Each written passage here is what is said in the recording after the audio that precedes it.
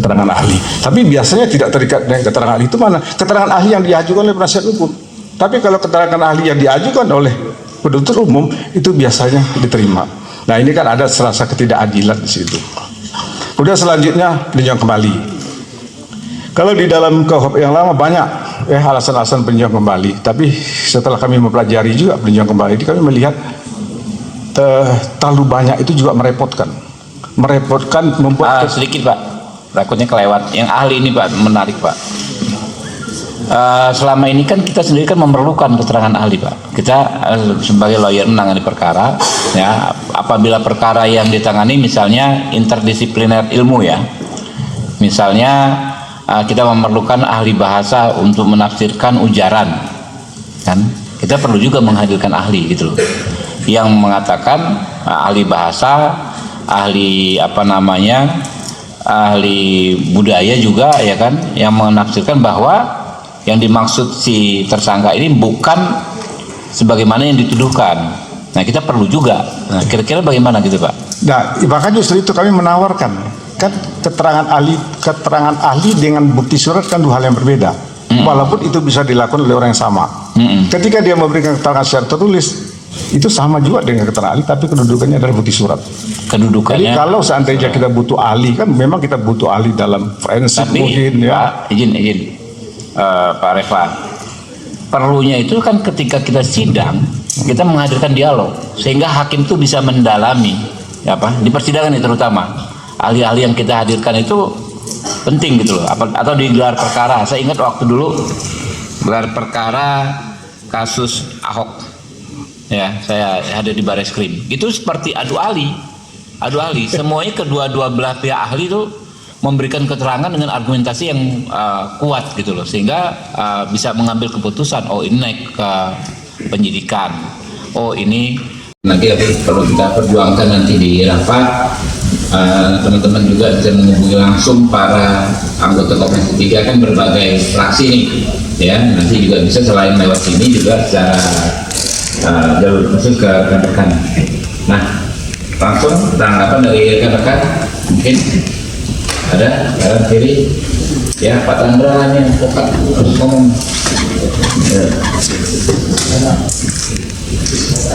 Rekan-rekan saya sendiri dan Ketua LP OSK yang kami hormati, Assalamualaikum warahmatullahi wabarakatuh. Shalom, salam sejahtera bagi kita semua. Saya sebenarnya bagian dari Peradi. Saya anggota Peradi, anggota IKD, ketuanya ada semuanya. Jadi apa yang disampaikan semua ini bagi saya apa yang timbul dalam praktek. Cuma ada beberapa hal yang kita harus pikirkan atas usulan ini. Bagi saya pribadi dan terima kasih untuk ketua, karena kami Komisi 3 ini selalu ingin mendapatkan informasi, selalu ingin mendengar dari semua lapisan masyarakat, termasuk dari organisasi profesi. Ada dua ukuran. Ukuran pertama adalah bahwa kami ingin benar-benar mendapatkan informasi. Ukuran kedua adalah bagi saya pribadi bahwa kami ini bukan orang yang paling tahu mengenai masalah. Karena KUHP ini dibuat untuk jangka waktu yang lama. Di dalam norma hukum yang mengatur mengenai norma tingkah laku, memang itu berlaku nullo delicto nulla punasi dan lain-lain. Dinormakan di dalam pasal 1. Maka orang tidak dapat dihukum kalau tidak ada aturan. Tetapi norma yang mengatur mengenai kewenangan kebalikannya. Kalau tidak diatur berarti nggak boleh. Karena KUHP itu mengatur mengenai kewenangan, maka apa yang di luar KUHP nggak boleh. Karena norma yang mengatur mengenai kewenangan. Nah, berdasarkan dasar itu, ini ada usulan yang menurut saya agak berbahaya. Misalnya di dalam halaman berapa nih? Pasal 35, usulan butir 4. BAP yang dibuat dalam tekanan batal demi hukum. Nah ini persoalan. Kita tahu nitik bar, nitik partai, ya batal, dapat dibatalkan, batal demi hukum. Ukuran pertama, tekanan itu bagaimana? Saya orang Maluku, saya bicara agak keras. Apa itu? Saya menekan. Penyidik orang dari Batam ini ngomongnya keras gitu. Apa menekan? Yang ukuran kedua, batal demi hukum. Ini kan persoalan. Di dalam pengertian saya, batal demi hukum itu artinya oleh hukum dianggap tidak pernah ada. Nah ini persoalan. Jadi saya terus terang tidak menerima persoalan. Yang kedua, saya juga seorang advokat, bagian dari teman-teman semua. Tapi di dalam persoalan seperti ini kita harus hati-hati. Karena di antara membatasi kewenangan penyidik, penuntut dan hakim. Kalau hakim itu jelas saya secara pribadi sangat tidak setuju untuk dibatasi. Ya ada prinsipnya tuh, the king can do no wrong. Yang kalau putusan saya kurang tepat, bandingkan kasasi aja. Tapi kalau hakim dibatasi, persoalan itu, ya kan? Apalagi kalau kita bicara mengenai teori pembuktian, negatif barrister teori, ya, ini kan persoalan. Nah, itu jadi bagi saya ini persoalan yang harus kita pikirkan baik-baik. Jangan sampai kemudian kita terlalu mengutamakan kebebasan sehingga akhirnya ya penyidik itu nggak bisa bekerja.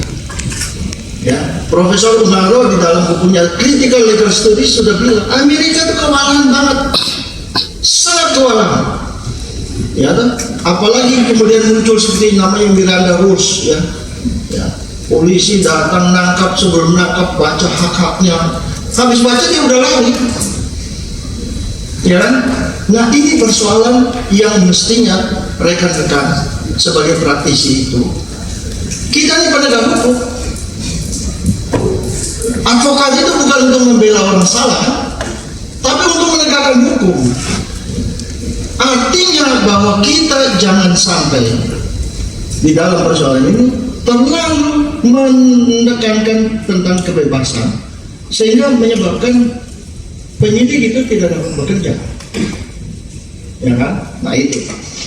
Lalu yang berikutnya mengenai penyadapan, saya setuju karena penyadapan ini bisa masuk sampai ke ruang pribadi kita, masuk ke kamar tidur kita. Yang mulia sekjen kantor saya, beliau ini orang sakti, baru habis sakit sudah muncul, sungguh luar biasa sakti.